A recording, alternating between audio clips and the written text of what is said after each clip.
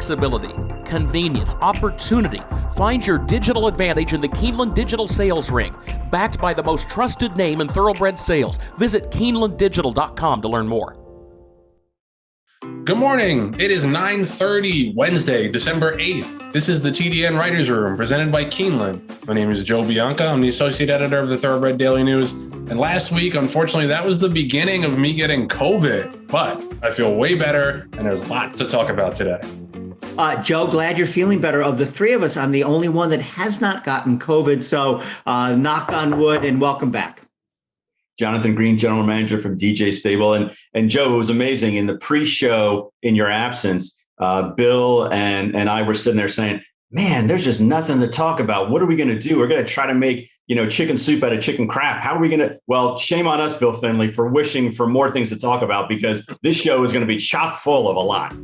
Yep. And we're ready. I was warming up like a boxer. I know. Stretching. Jumping around. Yeah.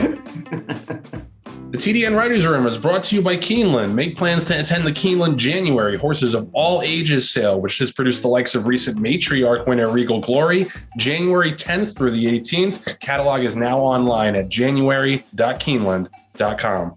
So huge news this week, and it's the untimely end of Medina Spirit obviously is going to dominate this show. There's so much to talk about, but just start with the fact that it's super sad for him and for everybody who cared for the horse.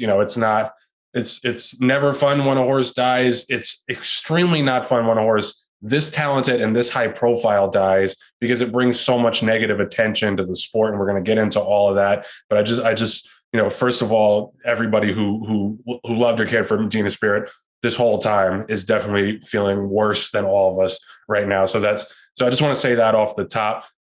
There's a lot of implications to this. Obviously, honestly, this is like the worst possible horse that could have died in terms of the profile of horse racing and the discussion of whether racing is going to continue to have the social license to operate. This is the worst possible horse that could have died for that cause. The other implication, before I toss it to Bill, and I'm going to have a lot to say after you guys, but I wonder if this is going to affect the Naira case against Bob Baffert or any of the other cases with Bob Baffert, or organizations and regulators trying to suspend Bob Baffert. I don't know. Like, you obviously can't point to this and say this horse was drugged, therefore Medina Spirit dropped dead of a cardiac event or an apparent cardiac event. You cannot say that. You have no evidence of that, at least until the toxicology reports come back. But I just wonder, circumstantially, if this makes Naira more likely to be able to ban Bob Baffert in the next couple of months or whenever that process plays out, and whether or not this emboldens the Kentucky Racing Commission to keep up with their Bob Baffert ban. Obviously, the main story is Baffert, and there's a lot to talk about in terms of how this affects the industry. But I'm going to toss it to Bill and see what he thinks. Yeah, Joe, thanks. And there's so many different directions to go on this. Just sort of take, I guess, one thing at a time and get back to the first thing you said. John, Joe, myself, other people understand the story, that it's complicated, that in no way, shape, or form did this horse get drugged and it killed him or something like that. But what does the public think? And that is what is so unbelievably important right now. And look, how do we explain to the public this narrative? A horse is quote unquote drugged, wins the Kentucky Derby, is disqualified, then mysteriously drops dead 5-6 months later. Look, and as I said again, we know that's not really the story, but to the public, that's all they know and that's all they see. This was on the national news. It was all over every newspaper in the country. And, you just wonder how many hits can racing continue to take and just go on its merry way like this. And that's what's really scary to me. I did a story in this morning's Thoroughbred Daily News, kind of gauging the reaction. The New York Post came out and said horse racing should be banned. There's 600 odd comments on the Washington Post story about Medina Spirit breaking down. The vast majority of them saying just awful things about horse racing, comparing it to cockfighting and dog fighting and things like that say it should be banned. Joe, you're absolutely right. You don't want to see any horse break down, but the perfect storm and I don't mean that obviously in a good way, of the most controversial horse in horse racing, then dying. I mean, you can't in your wildest imagination think like something like that is going to happen. And, I don't have all the answers. I don't know what the magic bullet is, but the bottom line is no matter what happened here, horse racing has to get better. How? I don't know. It's not going to happen overnight, but these things are adding up to the point where at some point in time, you really do have to worry about the viability of the sport. And love him or hate him or anywhere in between, Bob Baffert is the face of the industry, and he is a polarizing individual. You don't see too many people who say, I have no opinion on Bob Baffert in the industry, at least. And so, Bill, like you said, it is a perfect storm in the sense of you couldn't have picked a worse time or a worse poster child for a horse breaking down on the racetrack than Medina Spirit. I think, Joe, you mentioned that in your preamble. But if you took the name of the horse and the name of the trainer off of the list, I don't even know if this would be getting, any kind of register. I mean, we're talking about this tragedy, and it is a tragedy. Anytime any horse dies on the racetrack or dies, period, it's sickening. But what did this knock off? What are the next few stories that it replaced that we'd be talking about today? And tell me if any of them are even positive. Navarro is trying to avoid getting deported for his issues. There were multiple breakdowns at Laurel to the point where they had to close racing for at least a weekend, if not more. There's all kinds of scandals and everything going on in France, and we'll be talking about that later, about the Rossi family that had their stables raided by the police, and 15 people are indicted there. Peter Miller got fined and suspended again. Dr. Seth Fishman, who was in the Navarro Jason Service indictments, allegedly is still selling performance-enhancing drugs that are banned in the industry. And oh, by the way, HISA also proposed their guidelines on the rules. But none of these stories are even on the table right now, because we're talking about Medina Spirit. But out of all those other stories, they're all negative. They're all terrible about the industry, and they all deal with people who are in the industry that are either taking advantage of the rules or, more importantly, taking advantage of the athletes that they have been entrusted to take care of. And it's just, it sickens me as an owner and as somebody who loves the game. And I know you guys love the game as much as I do. And there are so many good people and good stories to be, discussed and heralded and championed. And we can't even get to them because we're so inept as an industry of constantly shooting ourselves in the foot that we lost the privilege to self-moderate and police ourselves. And we've talked about that time and time again. And personally, I am not a Bob Baffert fan. Okay. I don't think that the guy necessarily does the best for his athletes. He gets the most out of his athletes, but he doesn't do what I think personally is best for his athletes. But I can't honestly sit here and say to you guys, the horse tested positive for betamethasone, when Medina Spirit, in the post race after he won the Kentucky Derby, and he went on the racetrack and died, and A to B equals C, and that's why the horse died. I can't honestly say that. We personally had a horse earlier in the year who was a 2-year-old that we bought for a lot of money at a 2-year-old sale. We vetted the horse out, tip to tail, including doing a heart scan, which we don't really do that often. And a couple months later, he was breezing 3 furlongs in the racetrack, and he died of a heart attack because he burst in aorta. Now, that doesn't happen that often, but it does happen, and it does happen for natural reasons. And again, I'm not saying that Medina Spirit died of natural causes or didn't die of that, or something happened to help encourage that end result. All I'm saying is that we have to wait until we get the Cropsey report back, and we have to see what's going on before we can, point the finger and say, yes, the fact that the horse tested positive for betamethasone was the reason why, or was not the reason why this horse passed away. But man, guys, this is a dark day for our industry when we have to sit here and decide which of these really just negative, crappy stories we have to talk about, because they are news and they should be reported and discussed. Yeah, I mean, the thing is, like I said, no one is saying, I certainly am not, that Medina Spirit died because he was full of drugs. There's no evidence for that, at least yet. We got to wait for the toxicology report. But letting people like Bob Baffert, who has a proven poor safety record and drug record. The Washington Post did a story last year where his breakdowns per 1,000 starters is something like 8.3, which is the highest in California. He has way too many horses die relative to the amount of horses in his care. These are facts. Letting him train the most high-profile horses in the game, I think, is a recipe for disaster. And how many more goddamn times does the sport as a whole have to take a massive PR hit for Bob Baffert? Like, at what point will enough be enough? And the sport get the picture and say, hey, Bob, I'm sorry, I know we're friends, but we can't keep you around anymore, at least not at this level. And let's be real, if Bob Baffert was in any other sport, if he had his record in any other major sport, he'd have been banned by now. It's a laughable notion that, he could possibly be this valuable in this industry where, even 999 out of 1,000 people in America couldn't recognize him if he walked down the street wearing an Bob Baffert name tag. But yet the way people go to the mat for him in this business, you would think he's the most valuable person in the industry. He has his tentacles in so many things and has so many friends in high places. And, we didn't mention this, but Friday, his lawyer released the report from the betamethasone positive from the Derby, trying to say that, it wasn't an injection, it was an ointment. Like, first of all, why is the lawyer releasing that? Like, why is that not coming from an official regulator or a vet or something? Like, how does Bob Baffert's lawyer break that news to the industry? And I think it's because people are scared of Bob Baffert and his lawyers. And there are many, many Baffert apologists in this industry still couldn't help themselves. They immediately had to, start writing op-eds and tweets and start waving their finger at anyone who's actually trying to discipline or regulate him.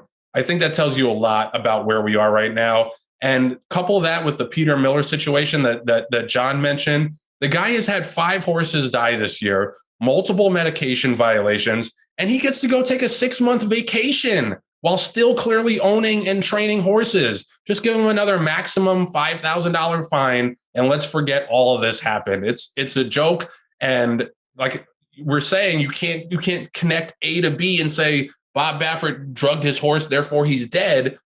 But the longer you let people like Bob Baffert and Peter Miller, who have proven poor drug and safety records, continue to train high-profile horses, the more likely I think stuff like this is going to happen. Bill? Yeah, Joe, and I'm going to play devil's advocate here. And I think of the three of us, I'm probably the least hard on Baffert among the three of us. And, I've been giving this a lot of thought, and I don't really have an answer. But, and I'm not sticking up for him here, but, and I'll before we go to John, I'll say what I have to say and then give you a chance to answer here. I mean, you're talking about the most draconian punishment possible, that you're saying that's it. He's gone from the sport, just completely want him banned, out now. So take away a man's livelihood. And, he's not good for the game. I'm not going to even pretend that. That's obviously not. But, you yourself said the betamethasone doesn't mean the horse was drugged, and it has nothing to do with him breaking down and dying. Are you willing to give him any benefit of the doubt that, maybe it's nothing more than he's very sloppy and unlucky, and that, again, there is none of these violations have anything to do with performance enhancing drugs? And again, I want to preface this. I'm not sticking up for him. I'm just saying that I'm more conflicted about this than obviously you are. Service in Navarre, the easiest thing in the world. Put him in jail, throw away the key, lock them up, send the guy back to Panama, and just get out of this game forever. It's a lot more complicated with this guy. And I honestly say, at the end of the day, I don't know what the right answer is, but I don't think I would advocate for him being completely banned from the sport. I mean, that's fine. And that's, you're right. But the thing is, we're talking about a totality of offenses here over decades. We're not talking about one or two things in the past year. And we're talking about in 2011 to 2013, when they were supposedly mixing thyroxine into the horse's feed, and 7 horses ultimately dropped dead. And the California eventually swept that under the rug, and he didn't, face any sanctions or any punishments from that. It's just been going on year after year over time.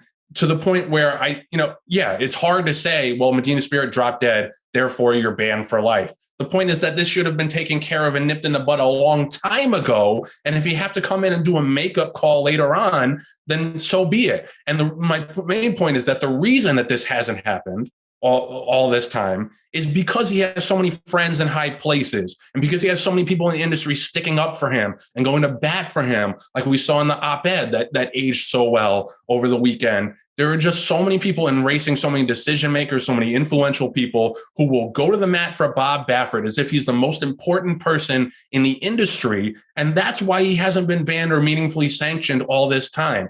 So, yeah, it's a hard thing to say this thing happened, so therefore you should be banned, Bob Baffert. But over time, over decades now, he's gotten away with breaking and skirting the rules.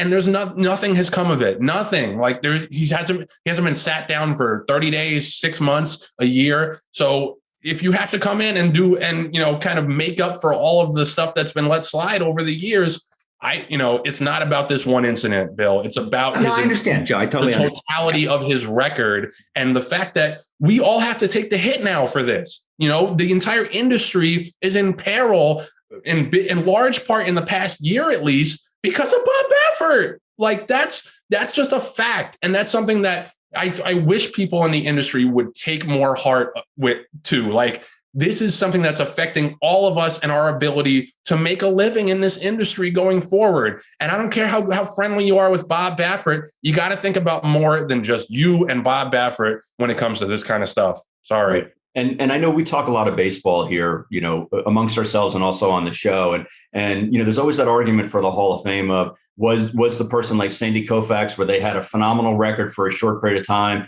Were they really good over a long stretch of period of time? And it's a no-brainer. Or were they a compiler? And I think in this situation, what I'm saying, and I think what you guys are saying also, is that Bob Baffert is, his sentence is going to be more predicated on what his body of work has been, based on history, what his compiling has been over time. And it's not that Medina Spirit tested positive for betamethasone, and it was an ointment versus an injection. Who cares? It didn't really affect, in my opinion, didn't affect the fact that the horse ran well and won the Derby because of the ointment or because of however it got the betamethasone.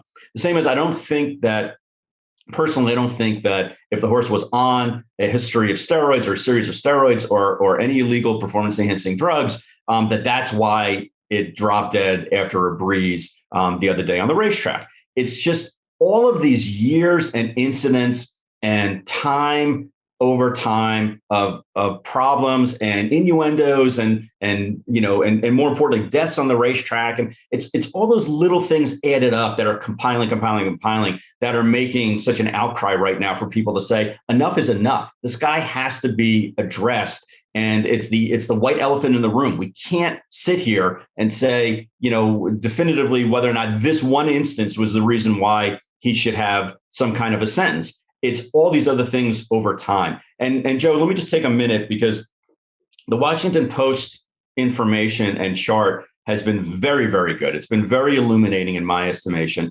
as far as trainers and whether or not they should be held accountable for deaths and career-ending injuries on the racetrack. I was doing some research and saw that the National Thoroughbred Welfare Organization, which is a nonprofit out of Kentucky, and they tweaked the numbers a little bit, and they basically compiled the first publicly available nationwide collection of fatalities, but they excluded illness, disease, and accidental deaths. So if a horse like ran into another horse and died, or flipped over and hit its head and died, they took that out of the equation. And what it does is it basically just focuses on catastrophic breakdowns and deaths, similar to what happened with Medina Spirit. Okay. It wasn't an accident. It wasn't an illness like the horse colicked or anything like that, or foundered. It was the horse, maybe ruptured an aorta on the racetrack. And they did the analysis from 2018. So they took all of 18 starters, all of 19, 20, and 21, and they compiled those, almost 4 years worth of fatalities and information. And Patty, hopefully you can show this on the screen, but they came up with what I'm terming is a fatality factor. They just call it a percentage. And the national average for horses that die because of breakdowns is 0.89%. So less than 1%. And I know that's too much. We're not saying that that's a passable grade, but just stick with me for a second. It's 0.89%. And when you go down the numbers, you look at it and you say, well, where's Bob Baffert on this? He's at 1.13%. So slightly higher than the average. Not as much as I think in the Washington Post, which I think, by excluding those other issues, maybe takes out the, Bill, you used it, the sloppiness quotient of the situation. But when you look down this list, you guys are smart enough, and our audience is smart enough to look down the list and go through and say, well, some of these trainers, I'm not surprised they have a higher fatality factor. And some of them, I'm not surprised, have a lower fatality factor. And guys, when I tell you that, Wesley Ward and Mark Cassie and Graham Motion and Shug McGahee, amongst many others, are so far below the fatality factor, you wouldn't be surprised. But when you go through this list, and I'm not going to name names on here, but you guys can go through the list and see the trainers that are on here. And I would guarantee you that you will not be surprised. Some of the trainers that are above the average fatality factor. And I think that's something that calls into question also with our industry, where it's like between the Washington Post story and these set of circumstances of these facts in this database, you have to sit here and say there are guys that and women that just aren't doing right by the horse. They're not doing right by the horses that are under their charge, and they need to be recognized and admonished for that. Yeah, no, I mean, and those stats are always pretty revealing, I think, honestly, because you can see day to day, whose horses you feel like are in more danger, than other trainers. I want to go back to the public reaction thing, because Bill mentioned his story in today's TDN about the public outcry, the mainstream media, and the general public reacting to this news, and it ain't good. And it's, the nature of these stories are such that you're going to get a lot of negative comments on it. But Bill was saying that you get there were 160, anti-racing comments and maybe one pro-racing comment on the New York Times story. And I just think about how people in the industry, I think a lot of people who I'm talking about that defend Bob Baffert all the way are just, they're so ignorant of this. And there's so many industry insiders that I think are so insulated by the sport that they don't realize what it looks like to everybody else. And that's why I think it's valuable to have stories like Bill did, where you can get the pulse of the public, because the public is fed up, and they should be. Honestly, I'm tired of defending it. I'm a passionate, diehard racing fan and supporter, lifer, and I'm tired of defending this shit. And I know that, and I know that people in racing are tired of defending it, but it's just, there's just this kind of reactionary, oh, well, those people don't know what they're talking about.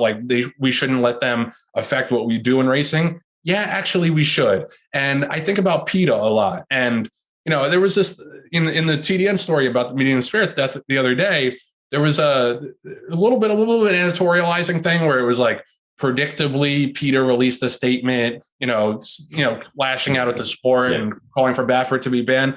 What do you mean? Predictably, they should be releasing statements. And let me read you the statement, and you tell me if you think that this is an unreasonable statement. Quote, "It's premature to say that Medina Spirit died of a heart attack or what the true cause of his fatal collapse was, given that many of trainer Bob Baffert's horses have suddenly dropped dead. 7 of Baffert's horses died mysteriously during a 16-month period that was suspiciously linked to his reckless and routine habit of administering the powerful hormone thyroxine to horses without thyroid conditions. Baffert has continued to be embroiled in drug controversy since then, including when Medina Spirit tested positive for drugs in the Kentucky Derby. All of Medina Spirit's veterinary records must be seized, and a thorough investigation must be conducted. Baffert's attorneys must not be allowed to control the narrative. PETA urges Santa Anita and Del Mar officials to bar Baffert pending the outcome of an investigation and a necropsy." You have a problem with that? Was that eminently unreasonable? Did they say that the sport should be nuked and nobody should ever be allowed to race a horse again? No. Everything they said about Bob Baffert was factual. Sorry that you don't like the facts. I mean, it wasn't. If you have a problem with what they wrote, honestly, maybe you just can't handle the truth, and maybe you're just killing the messenger now.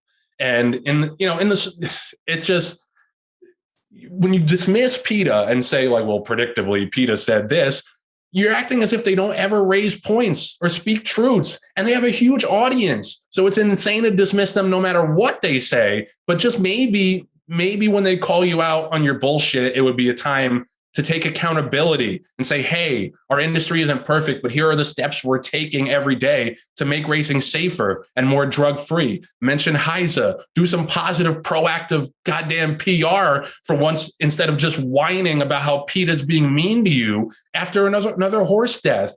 And there's just so much of that in this industry that just is just reflexively dismissive of everybody who's not in the business and has a criticism of the way we run our sport, as if it's not completely warranted to have those criticisms, and as if we don't have those conversations behind closed doors anyway in the sport about how we're going to manage the latest PR crisis. I think they're just, that's why we ended up talking about this stuff for like half hour, 40 minutes, because it's not about Bob Baffert and Medina Spirit. This is a symptom of the sport's ineptitude and inability to get its house in order, and this whiny, reaction every time someone calls us out on our bullshit. And I'm sick of it. And I'm tired of people. I don't know. It's just really rubbed me the wrong way. The way people were wagging their finger about that Medina Spirit, drug result on Friday. That's just like, oh, well, guess Bob Baffert's all clean now. Don't have to do anything. No regulation, no sanctions, no punishment necessary. Told y'all that after decades, Bob Baffert is a friend of mine, therefore he should stick around in the industry.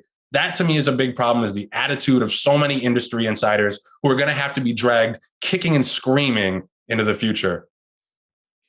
Joe, I completely agree. And that was very well said, by the way. And, I'll add to that. So a couple of weeks ago, I wrote a story about two state legislators in New York looking to take all the slot money away from NYRA.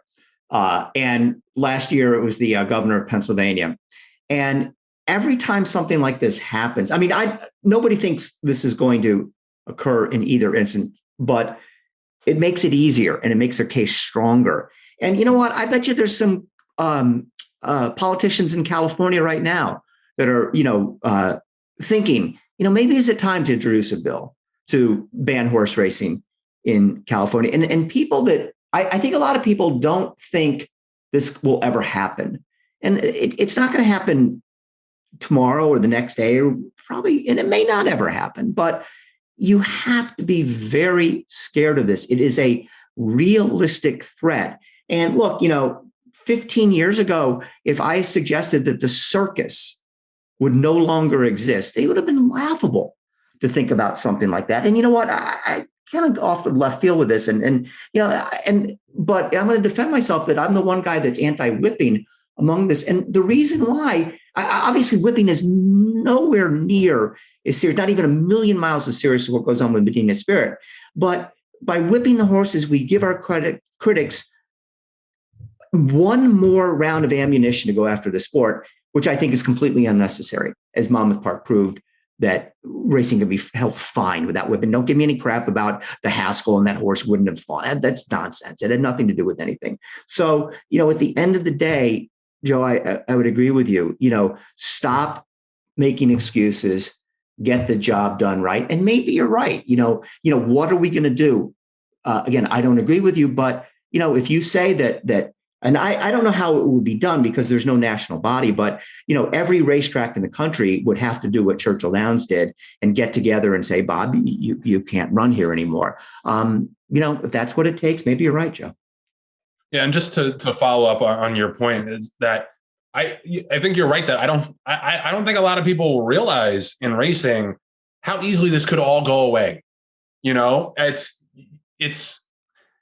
It really drove home when I read Bill's story with the public reaction. I just think people don't realize, like, all your stallion money, all the purses, all the crazy sales numbers, that could all be gone. Poof. Because nobody really cares about anything except protecting their friends and their piece of the pie. But the public is fed up. And I don't know I'm sure you guys know that meme of the dog sitting in the kitchen with the fire going on around him and he's saying, "This is fine." That's what I think a lot of people in racing are right now, man. Just a lot of people watching the house burn down around them and thinking, well, I'm making my money. It's all good on this end. So And I just think there's no appetite in racing to rid the sport of its albatrosses, which is unfortunate because there are some good stories. Handle is up. We're going to talk about that a little bit later. Reform is hopefully finally on the docket. But you got to be all in on that. You can't just be like, well, I'm for reform and I'm for, uniform rules and I'm for HISA. But this guy who's had this 30-year checkered drug pass, who has these high profile horses who either test positive for drugs or drop dead, he's too valuable. He's too good of a friend of mine. So we're going to keep him and have him train our most famous horses and just cross our fingers and hope nothing bad happens. You got to be all in. And if it means leaving some of your friends behind, you got to do it, because the sport is on the precipice right now. And it has been for a little bit. And if you don't see that, you need to talk to some people outside of your little circle. The TDN Writers Room is brought to you by Keeneland. The catalog for the Keeneland January Horses of All Ages sale is now available online. Keeneland has cataloged over 1,500 horses, from broodmare and broodmare prospects to yearlings, horses of racing age, stallions, and stallion prospects. The 4 sessions of the sale will all begin at 10 a.m. Book 1 will be January 10th and 11th. Book 2 will be January 12th and 13th. It's a chance to get yearlings from short yearlings from stallions whose first weanlings were popular this fall with Audible, Catalina Cruiser, Matoli, Omaha Beach, Vino Rosso, all represented in the Keeneland January sale. We'll definitely get involved. We'll be right back after this message from Keeneland. Start the new year strong at the Keeneland January Horses of All Ages sale.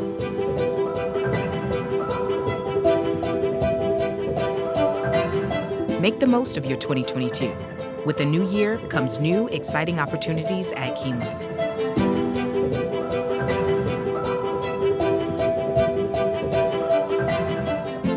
Be there at the first sale of the year, beginning January 10th. Speightstown. Munning. Echo Town. It's Echo Town for Joe Talamo, and Echo Town raced away. And Echo Town is drawing away in the stretch. Echo Town wins the Allen Jerkin Stakes. A sire line so prolific, it repeats itself. Echo Town.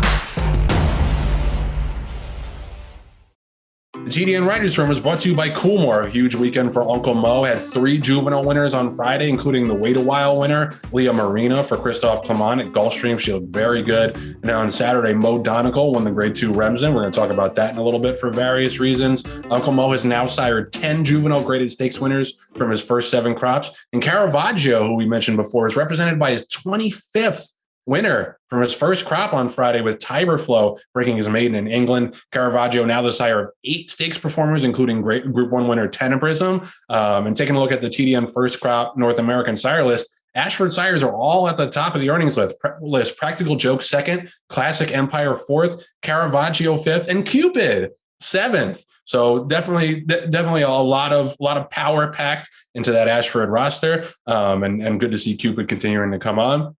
Caravaggio, very, very exciting. Really getting excited to see a lot more of his horses in America now that he's come over. So we're definitely looking forward to that. I feel like Cupid is quickly becoming a fan favorite, not only of ours, but of our listeners. I'm seeing more and more tweets about his foals and where they're running and how they're winning and how good they look. And it's just a phenomenon, because the horse stands for $5,000. I mean, which should make him like the new mascot of the show after Harvey's Little Goyle. We really, and I think we might have to. I think we might have to start doing Cupid, like Joe usually does for Cupid. There's a Cupid grad, on tap, because they're running. Joe, they're running all over the freaking place. I mean, it's not just like they're only running, in Canada, where he had a couple of great stake winners. They're running all over the country. So I'm really excited to see how this Son of Tappa continues to develop. So I thought this was going to be our top story before Monday morning. There was a lot of outcry and a lot of outrage about this. Irad Ortiz Jr. on Friday almost put a young jockey into the rail, and there was a lot of backlash about it, because he kind of has developed a reputation for being a little bit of a dangerous and careless rider, which is unfortunate, because he's such a great rider, and he's one of the best we have in terms of talent.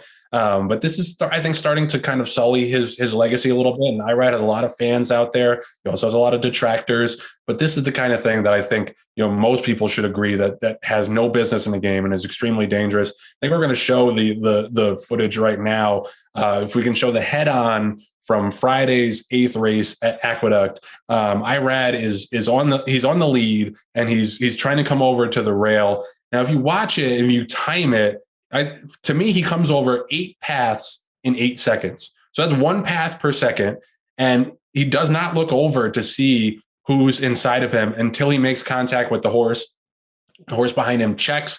The jockey falls off. It was Omar Hernandez Moreno, who was a 7-pound bug rider in New York. He falls off. Thankfully, he was okay. He just, you can see him kind of take a tumble and then go under the rail for safety. So glad he was okay. But it was extremely reckless. It was just. It was very damning to watch that head on. You couldn't really tell from the pan how much he interfered, but that I thought was the textbook definition of reckless and careless riding. And I think what made it worse, and we can show this too, was that even after all of the outcry, and they couldn't suspend him before the Cigar Mile card. Like logistically, you wouldn't be able to do that. But he came back on the Cigar Mile card, and if we can show the head on of the Remsen with Mo Donegal and the Chad Brown horse to his inside, I forget the horse's name, Zandon, I think was the name. Zandon. Yeah, and you can see Irad coming down the stretch, leaning off his horse. And basically leaning so far that he kind of hits the horse to his inside in the face with his horse's rein, and made it very, very tight on Johnny. And the Irad's horse won by a nose. They did look at it. The stewards looked at it. They decided not to disqualify him. I think that probably was not the right call. I don't know that it was a slam dunk DQ, but it was a situation where the horse probably should have been disqualified. And I think that rubbed a lot of people the wrong way, that, the less than a day after he could have killed this bug rider in New York, he's basically out there doing the exact same thing. And that speaks to a lack of mental discipline. And I don't want to go too strong here, but when you do stuff like that regularly, it's borderline sociopathic, honestly, because it's such a dangerous sport. And we've seen Paco do this. We've seen Paco play pinball all the time with other riders and not take their safety into account. If you're doing this over and over again, and especially the day after there was so much outcry because you really could have hurt this other rider and this other horse, I think that's a problem that, is not easily fixed. Now, the NYRA stewards did do a good job. They suspended him 30 days, which is not something you see a lot of jockeys get, and especially for a high-profile jockey like him. There's not really anything going on in the next 38 days, so it's probably a good time, relatively speaking, to get a 30-day suspension. But I thought that was the least they could have done. I'm glad they did it, and we'll see if he changes his behavior going forward, because a lot of people are saying that if he doesn't, he's going to end up killing somebody, and I can't say I disagree. Bill, what do you think? Yeah, Joe, first of all, a couple points. I disagree with you, or to the degree of the Remsen. I can't believe they didn't take him down. Everybody loves to bash the stewards, but, the horse wins by a nose, and he's, all over the other horse, and, literally like his elbow in the horse's face and that sort of thing. The problem going into the Friday card where he dropped the Apprentice was that, there again, you talk about with Baffert, deterrence. Where were the deterrents? I'm sure he's gotten along the way, the 3 and 5 day suspensions, but when does the hammer come down? And you say, okay, this is going to stop right now. And if not, we're going to give you 30 days, and the next time it's going to be 60. And then after that, it's going to be 6 months. I know Ray Pollock in his coverage of reference a situation where Eddie Arcaro got a year suspension for something like this. So, and he said it made him change his behavior. Right. Yeah. So giving him the 30 days absolutely was the right message. Now let's see if he changes and does anything. And the fact that he couldn't go one day without getting into trouble again does tell you something about it. And, back to the ride, what was he even thinking? It's fine to get to the rail, but, he acted as if like there were no other horses behind him. The very definition of reckless and careless, like he didn't even have any regard for the other horses in the race, the other riders, or anything like that. He's a great rider. He's a young rider. Let's see if he changes. And if not, again, next time, some people say 30 wasn't enough. I'm fine with 30. But then, next time make it 6 months. You're going to have to do that, or else, like you said, God forbid it never happens, but somebody is going to get very seriously hurt here. I'm actually glad that Naira came in and made a definitive statement by giving him 30 days, which is a lot of days. Granted, you can't time it with the calendar. I get it. Most of this time, there's not going to be a lot of live racing over that period of time. Don't worry about that part. They came down with a 30-day suspension, and they came down with an immediate suspension. They didn't kick it down the road. They didn't say, well, we got to wait and see. They recognized that they needed to do something. Naira needed to do something immediate and dramatic in order to get this kid to take notice. And look, Irad has won so many big races in his career, and especially over the past couple of years, nationwide, if not, focused primarily in New York. He is one of the top riders in the country. None of us can argue with that. Statistics show that he is a phenomenal talent. I think the problem right now is that he's a little immature mentally, and he's going into each race with road rage. He is going into each race with the idea that I'm going to savage anybody, as opposed to I'm going to ride my horse to the best of my ability and get this horse to the finish line first. And I don't remember guys seeing this, verbatim in a daily racing form review of the race, a result of the race. But let me just read to you what they said about his ride on the winner of the Remsen. Basically, it was bumped at the rival start, blah blah blah blah. Moved in closer to the run up under a right-handed crop at the 16th pole. Had the rider, meaning Irad, put the crop away and throw repeated exaggerated crosses with the left rein near the face of the runner up, and narrowly prevail. Now, I know we all kind of touched upon that there was malice involved, and it was definitely something that he knew he was going to do. It was almost premeditated that he was going to intimidate the horse on the rail if he got to that point. So much so that he went from, like Joe, like you said, the 6-7 path all the way to the rail with complete disregard of who else was there. Now, luckily, they were 10 lengths up on the rest of the field, but it was those two horses going down this stretch. And what if Zandon went down? What if the horse went down and had to, and we're not talking so much about what goes on with Medina Spirit. We're talking about the fact that, that Zandon broke down because of the absolute malice involved and recklessness of a rider. It wasn't because of anything the horse did. It was because of something that another jockey did on a different mount. It'd be a completely different focal point and discussion for us today. Thankfully, it didn't happen. Now, should he have been taken down? Yeah, I think we can all make an argument that Modonical should have been taken down not because of what the horse did, but because of what Irad Ortiz did.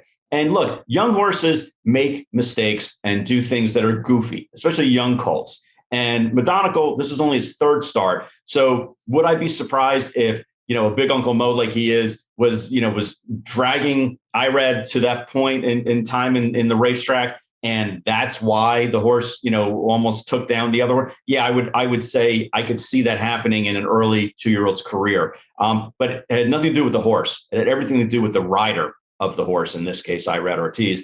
And, we should be thankful that nothing else happened to the jockey the day before and to the horse or the horses in that race, because it would have a completely different, comment section, a completely different focal point on it today. I'm just glad, again, if I can recap, that Naira took this into their own hands and said, we are not going to stand for this. We don't want this to be, the image of our racing standards here. We are going to give a 30-day suspension, and we're going to make an immediate end of story next race.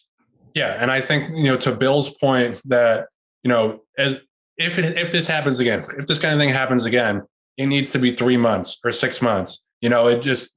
This should be a starting point in terms of, hey, we're giving you this chance right here to change your behavior. You keep doing this, you're going to get 6 months, you're going to get a year. I don't care how big of a name you are. We are not going to tolerate this. And hopefully that this is the start of that and people getting tough with Irad, because, like Bill was saying, and it relates back to the Bob Baffert thing a little bit, is that, as is the case in so many racing issues, there's someone who's like very high profile, has got a lot of clout, and who repeatedly acts irresponsibly and not in the best interest of people who are not him. but there's no deterrent to his behavior. So he doesn't feel any need to change. And hopefully he will with this suspension, then, potentially a longer suspension in the future if he does this. There's some people on racing Twitter who were saying, Irad was trying to do this and put the kid over the rail.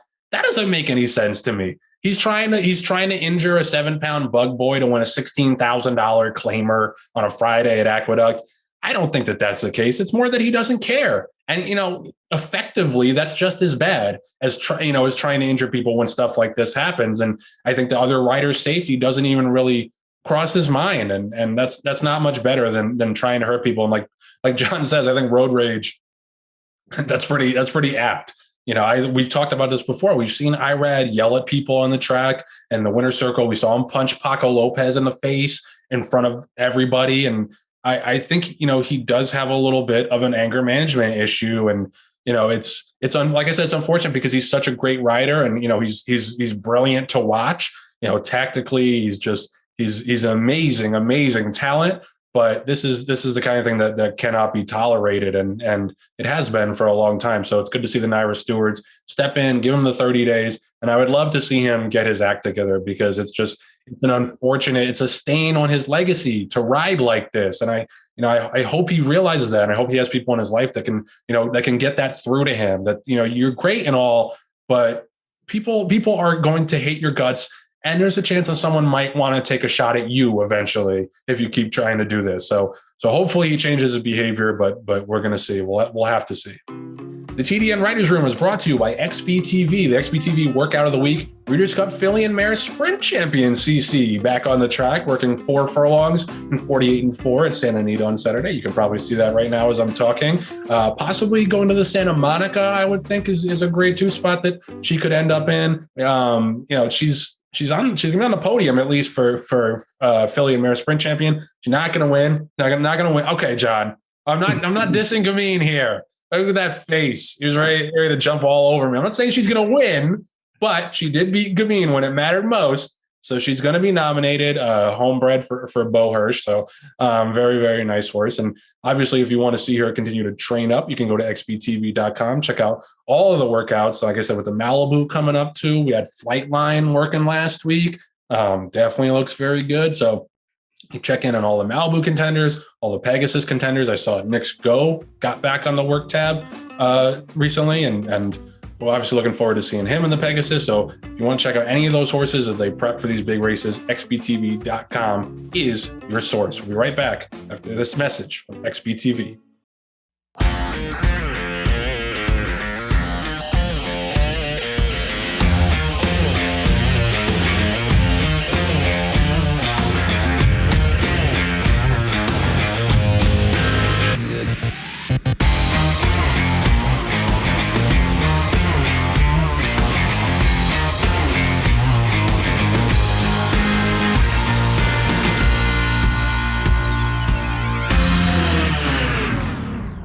The Green Group Guest of the Week is sponsored by The Green Group, an accounting, tax, consulting, and advisory firm specializing in the thoroughbred industry. With over 500 clients in the horse business, they have proven strategies to save you taxes. Learn more about how they can help you at www.greenco.com. So yesterday, Bill and I sat down with Clint Bentley, who's the director of the upcoming film Jockey, which releases December 29th in New York and LA.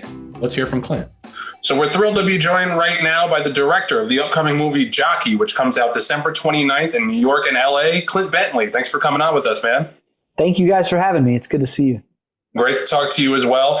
So you have a little bit of a racing background. So I wanted to start with that and maybe what that racing background, how that led to you creating this film.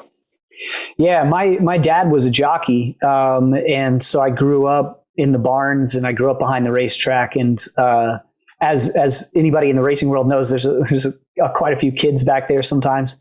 And it was only when I became a filmmaker that I realized that I hadn't really seen a racing movie that told the story of a jockey and felt like I think a lot of these working class tracks feel back there. And so I wanted to really focus on that. It's not the Kentucky Derby, it's not the Preakness, it's not the thing that everybody watches. It's the circuit that a lot of people find themselves on. And sorry, Bill, I just wanted to follow. Can you just expound on what your experience was growing up? Like what tracks, what did you get used to growing up? I got used to, we lived in Florida, and so we were at a lot of South Florida tracks. But then we were also all over the country, traveling with my dad out in Texas and Louisiana. My sister was born in Oklahoma City because my dad was racing at Remington at the time.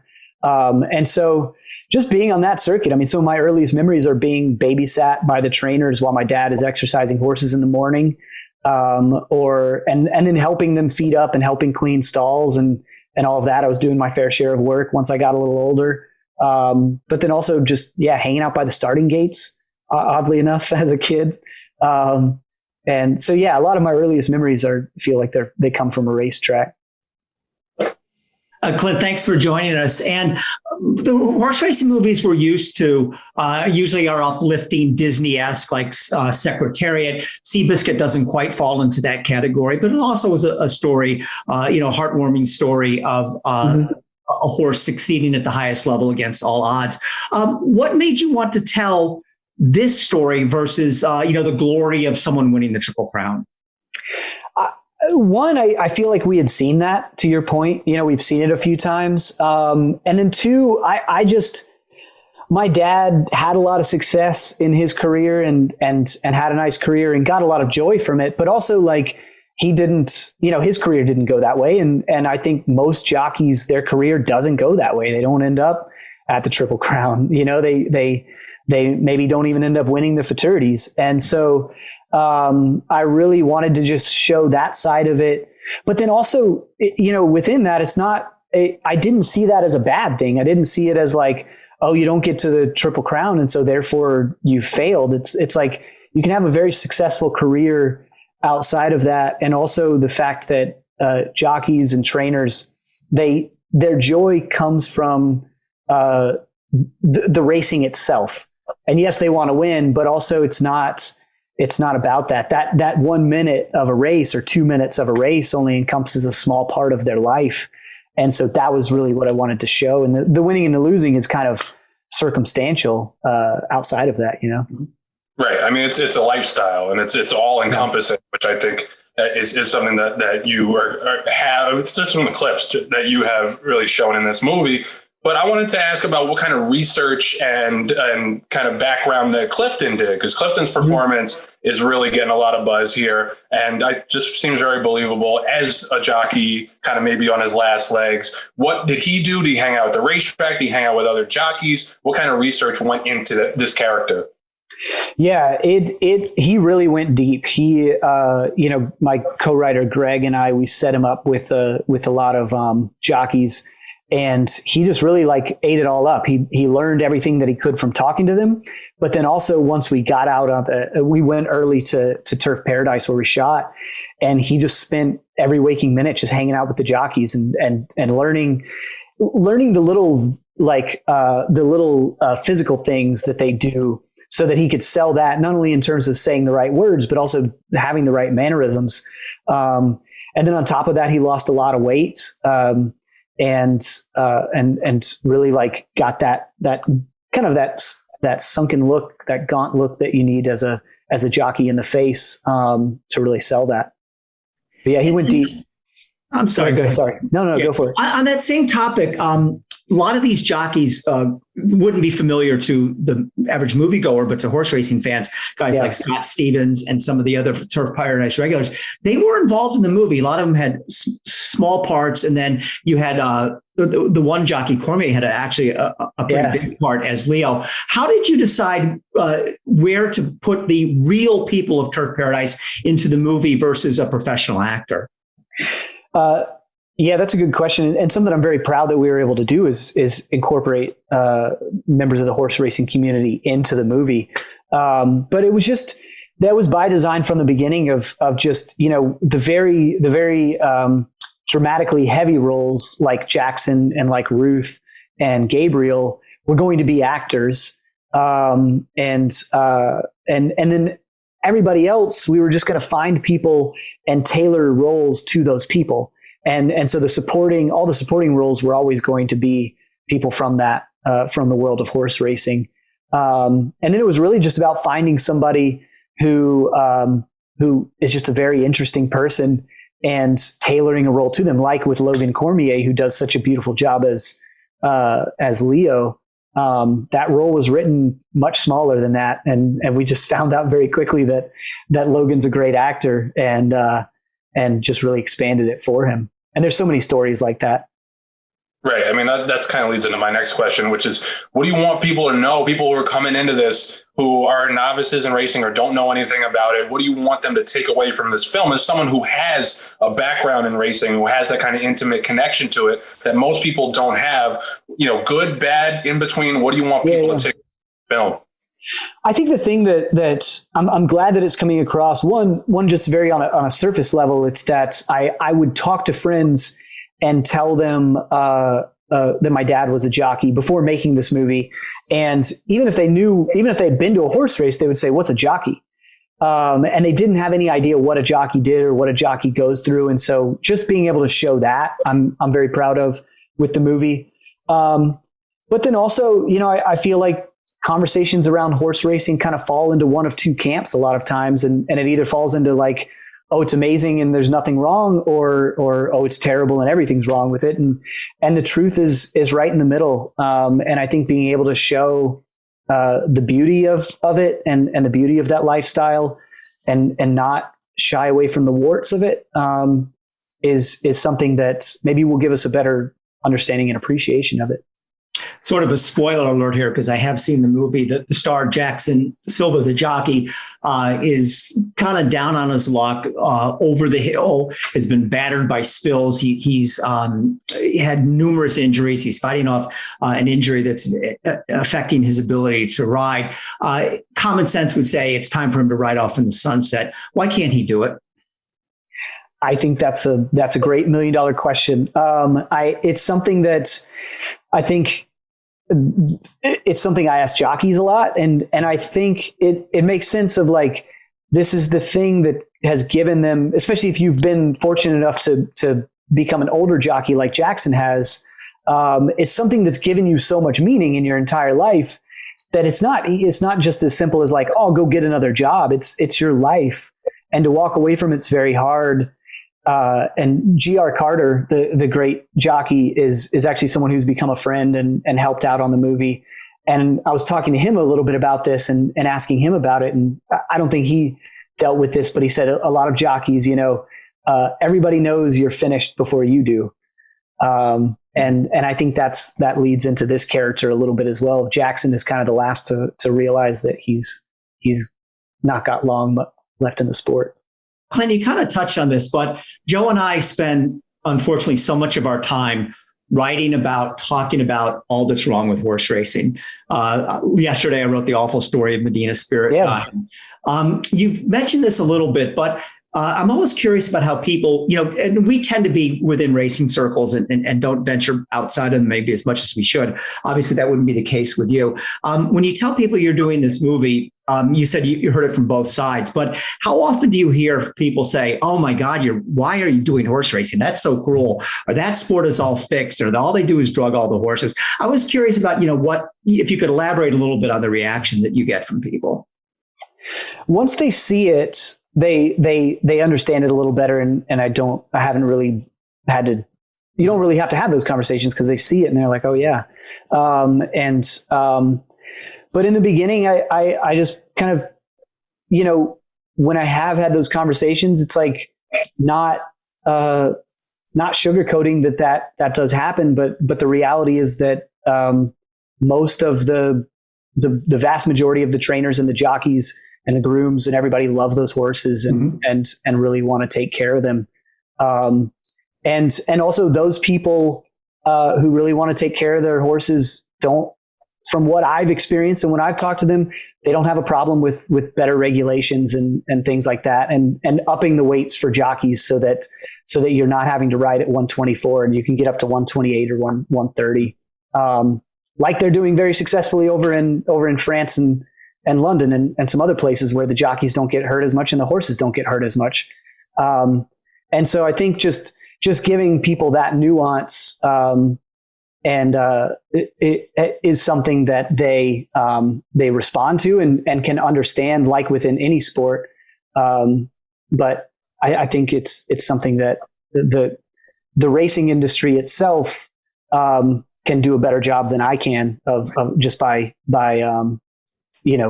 implementing different things that keep people and horses safe.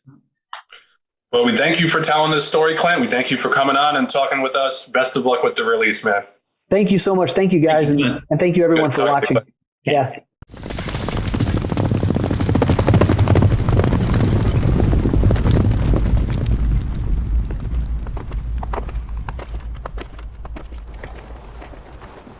Careful with them gaps. You're going to clip heels. It's all right. Dublin hates those outside posts, so. How was he on the turns? Still soft. Still stutter stepping in the gates like friggin' Fred Astaire. Yeah, I don't think we're ever gonna break him with that. China Cat's up next.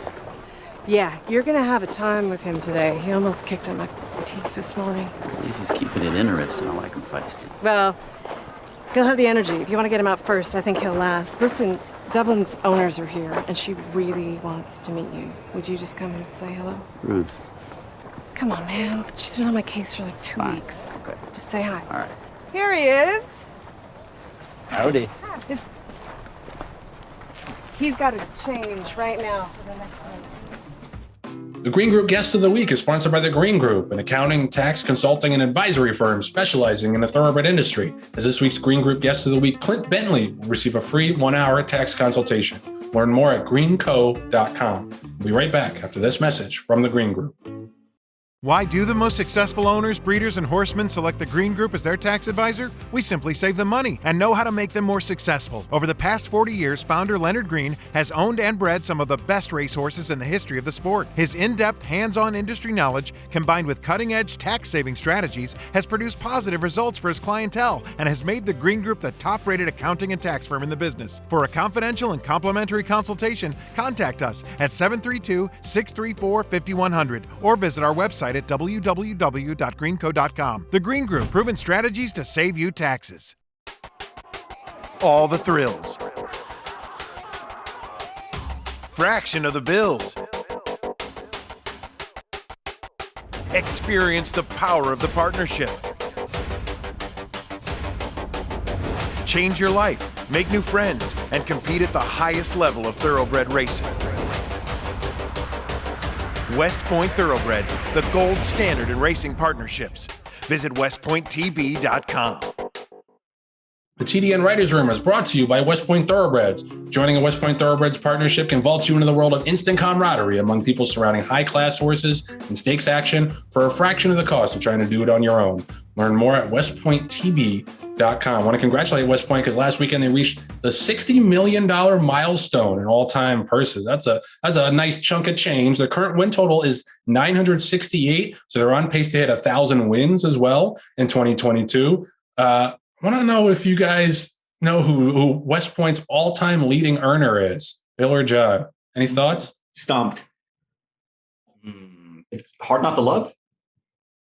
No, this is a good one. This is a good nugget from Katie here. It's Awesome Gem, who earned $2.88 million and was a multiple grade stakes winner. Also won the Hollywood Gold Cup in 2010. Now resides at Old Friends in Kentucky. So that just goes to show how many great horses West Point has had. So congratulations to the partners on the milestone and best of luck in 2022. Now we are bringing in our publisher, our boss, Sue Finley, who was in France for the past week. And I don't know if you've heard, but there's a little bit of France drug news going on. So I'm going to let her summarize what's happened in the whirlwind of the past week, and which includes some police raids, which we're well familiar with here in the U.S. Sue, go ahead. Hey, Joe, thanks so much.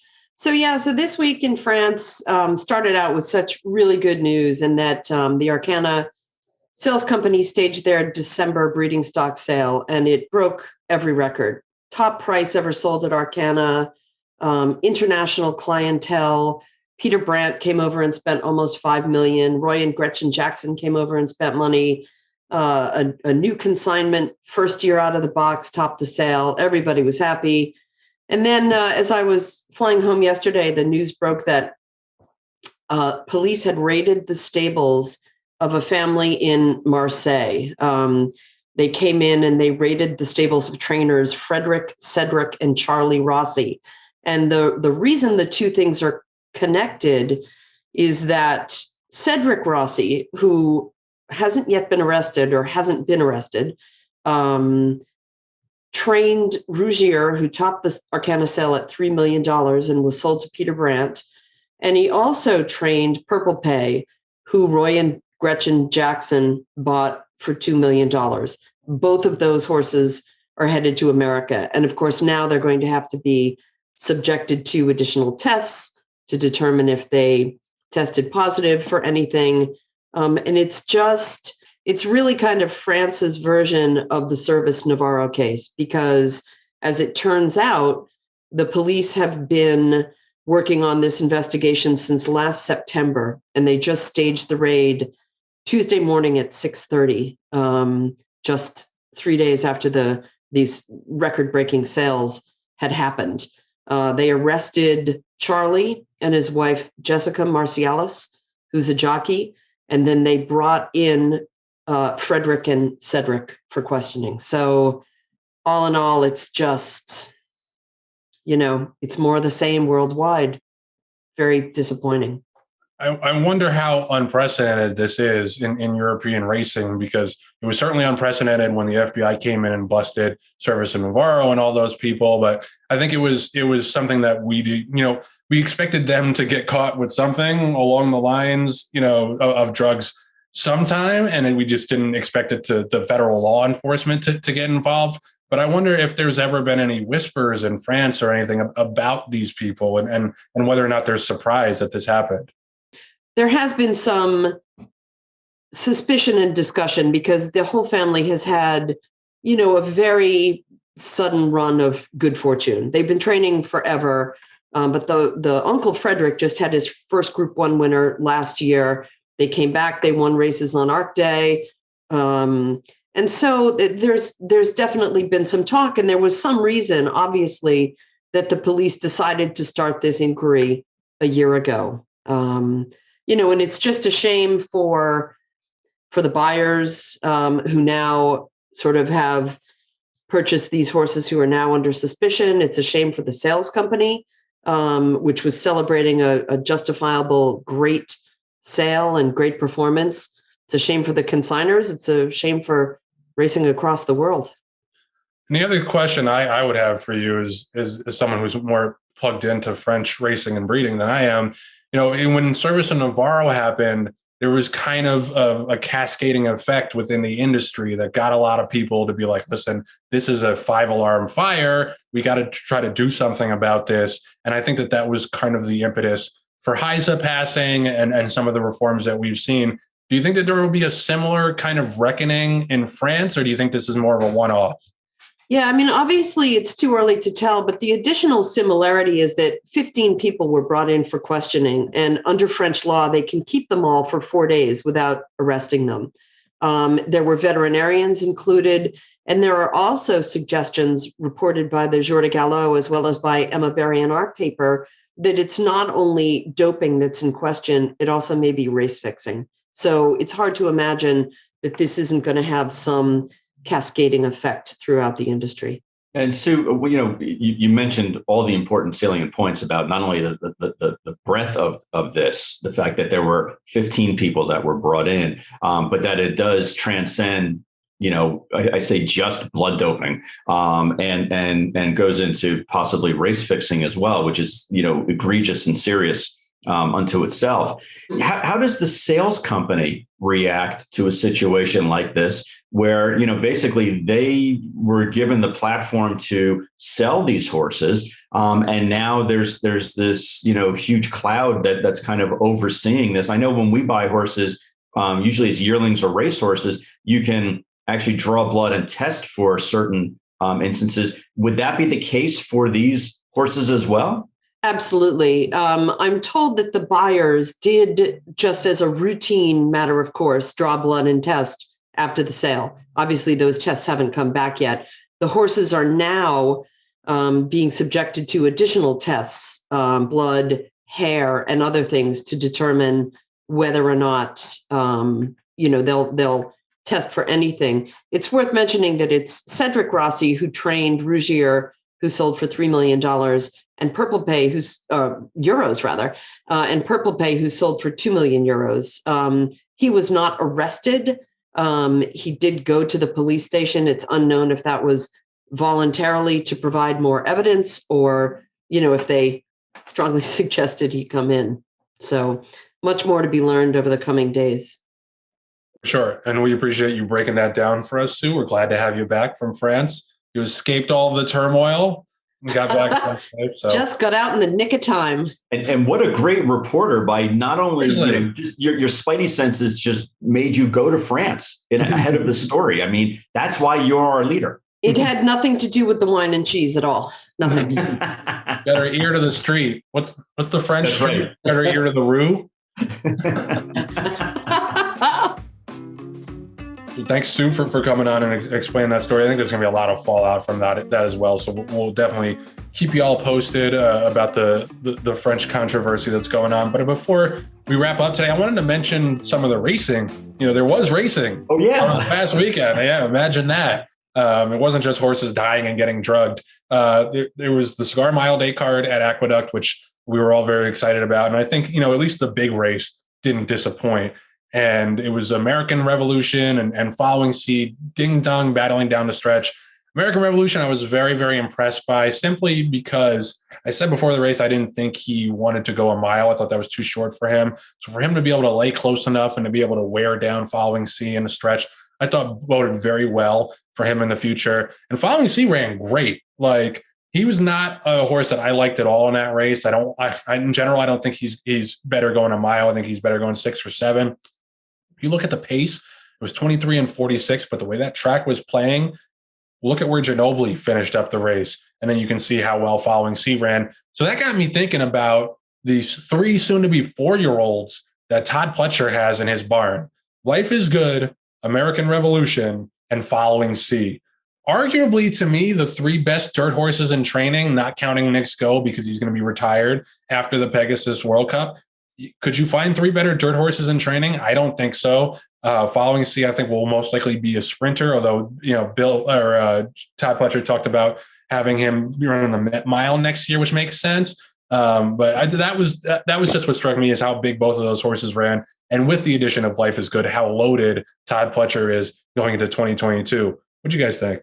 Well, and of course, adding to the Pletcher story is he won 3 of the 4 races on Cigar Mile Day, winning the Remsen, the Demoiselle, and then finishing 1-2 in the Cigar Mile. American Revolution, this was a litmus test for him. He had looked very good earlier in his career, but had only beaten New York breds, had never won any sort of open company stake. So he goes all the way from a New York bred race in the Empire Classic into an open grade 1. I wasn't as impressed with him, Joe, as apparently you were. And it was an odd performance to me. He was under a stiff drive, a half mile out, and looked like he wasn't going anywhere. And Luis Saez rode the hair off of that horse and just kept, and I don't know if that's his style. Maybe, he needs to be ridden that way, but he was never under cruise control by any stretch of the imagination. But having said that, it was a very good win for him and a defining win in his career. And you're right. He is going to go into 2022 as one of the, and again, a million things can change, but, as one of the main contenders, perhaps even for a Horse of the Year title. The sky's the limit for him. The thing that I loved about this race, guys, is that, we talked about it ahead of time and said this was a quote unquote legitimate grade 1. I mean, you look at the names of the horses that are in the race and, starting with the winner, American Revolution, Following Sea, Plainsman, Code of Honor, Ginobili, Independence Hall. I mean, those are all legitimate older horses that all got together and faced off, in the Cigar Mile. So I was really excited to watch the race. I don't think that any of us, ahead of the time thought that American Revolution was the horse to beat, although he definitely went off as the race favorite. But I think that was more of a case because of who he had run against previously compared to the resumes of all the other respective horses in the race. But it did take, as Bill alluded to, it took all of Luis Saez's energies and efforts to get that horse ahead and across the wire in time. And whether or not that the mile is really his best distance is questionable, to say the least. But man, that was a really fun race to watch top to bottom because the lead changed hands a couple of times. There was some tactical race riding amongst the riders. And really, to me, as a race fan, it was a great watching race. And it was fun to see a young horse like American Revolution break through, get a grade 1 and win a big race against Open Company. And Joe, you're right. It looks like that Pletcher is coming into 2022, kind of the way Brad Cox was ending 2021 with just an embarrassment of riches and some really good older horses, heading into the first quarter of the year. Speaking of Brad Cox, the other graded stakes that Todd Pletcher didn't win on Saturday, but Brad Cox won with Lady Rocket, got a 106 buyer, one off crazy. I don't know where that race came from, but she's a late developing type, it seems.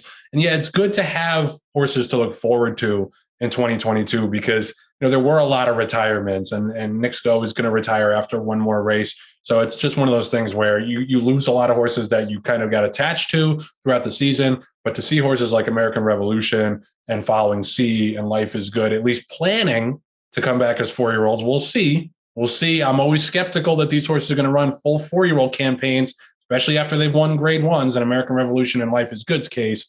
But yeah, assuming that they actually run in 2022, it's good to have horses like that to look forward to. And next week, we're doing our year in review show where we all pick one horse we're looking forward to most in 2022. And I think those horses will probably be at the top of our list. The TDN Writers Room is brought to you by Legacy Bloodstock. If you think that 50 years combined experience in the horse business could benefit your program, give Tommy or Wendy a call. They personally advise on each horse as if they were their own. Last week, Underhill's Tab was a Legacy grad. Later sold for $400,000 as a 2-year-old, broke his maiden on debut at Fairgrounds for Spendthrift. And the stats for Legacy grads in 2021, 153 winners of 222 races and 33 black type wins and placings. So Tommy and Wendy obviously do a great job. And the results prove themselves out on the track and in the sales rate. We'll be right back after this message from Legacy Bloodstock. Being a small family business, I guess we're part of a dying breed. We're really grateful for the people that entrust us. We know it's a huge responsibility. We're always with your horse every step of the way. When it comes to being at the sales ground, showing your horses, we are with your horse.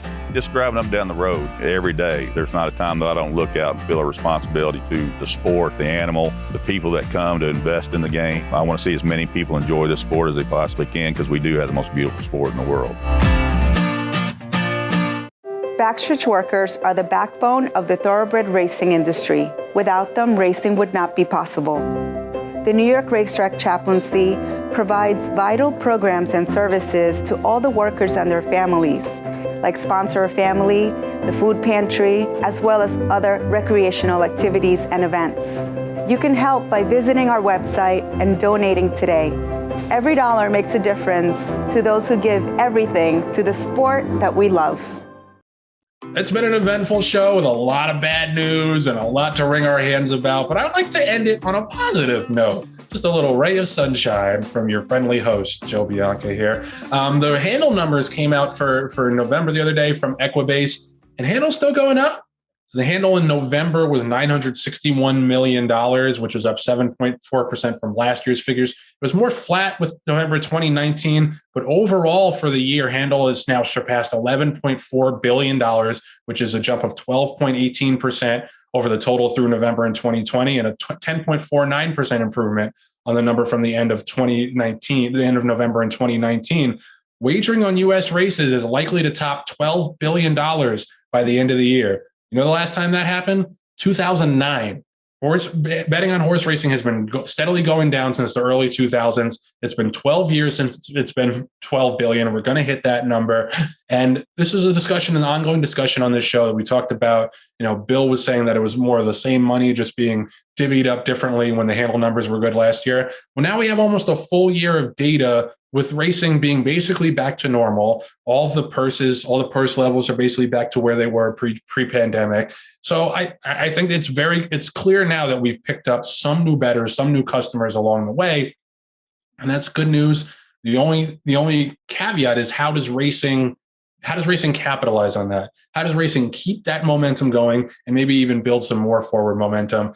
That's a long discussion for another show, but I just wanted to mention those numbers because it is good news that handle has upticked in the last year or two because it had been so long that it was just this steady downward trend. It was like the full crop. It was like the full crop, and the handle numbers kept going down. But now we got a little bit of a bump in handle. Got to give a big shout out to Naira as well for that TV program. And I think there are some people who are doing some good things to bring some new people to the sport and some new bettors to the sport. Most importantly, so we're happy about that. We'll end the show on that note. So with that, that's going to do it for this week's edition of the TDN Writers Room presented by Keeneland. A reminder that the Keeneland January Horses of All Ages sale is January 10th through the 13th. You can look at the catalog now at january.keeneland.com. I want to thank Bill Finley, John Green, our Green Group guest of the week, Clint Bentley, our producer, Patty Wolf, our associate producer, Katie Petroniak, and our editors, Anthony LaRocca, Aaliyah LaRocca, and Nathan Wilkinson. Thank you so much for watching. We'll see you next week for our year in review show. Can't wait.